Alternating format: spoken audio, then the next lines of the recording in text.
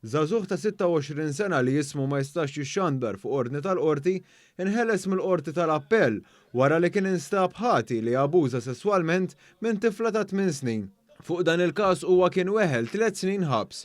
Qoddim l-imħallef Edwina Grima intqal li r-rapport biex jeżamina il-verżjoni li tat it-tifla sar minn xi ħadd mhux imqabbad mill-maġistrat filwaqt li t-tifla ma xeditx fil-qorti minħabba l-istat mentali tagħha.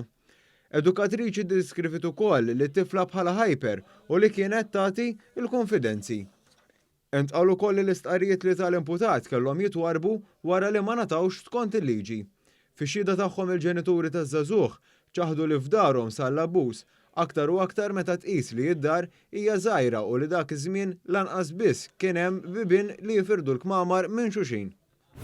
Fil-qorti, Joseph Attar ta' 33 sena ma nstabx ħati li bħala priġunier ipprova jdaħħal id-droga fil-ħabs wara li 16-il sena ilu il-magna fil-ħabs ma qabdet xejn suspettuż u ma tqabdux il-klieb biex jagħmlu tfittxija. Dan anke jekk fil-fatt id-droga nstabet f'sorra ħwejjeġ li għaddiet għand il-priġunier minn persuna mqabda minnhom l-akkużat. L-imputati konfermat li bina kien iċemplilha u qalilha li l-ħabib tiegħu kien se jagħtiha xi ħwejjeġ għalih biex toħodhom l-ħabs. F'xhieda fil-qorti ntqal li l-magna li suppost kellha taqbad id-droga ma kienx qed taħdem sew.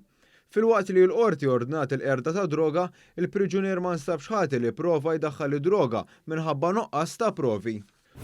Raġel ta' 32 sena minn tal-Pjetà weħel 900 euro tal-li fit-28 ta' Settembru tal-2008 fil-possess tiegħu kellu 8 pilloli tal-ecstasy waqt il-parti Love Sexy fuq il-fosos tal-Furjana.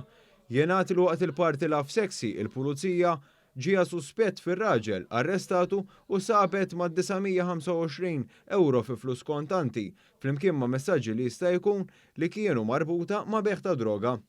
Waqt ix-xhieda tiegħu ir-raġel sosta li ma kienx bih droga u għażid jgħid li 8 pilloli kien ħadhom f'temp ta' satejn, 4 qabel il-parti u 4 wara il-Love Sexy.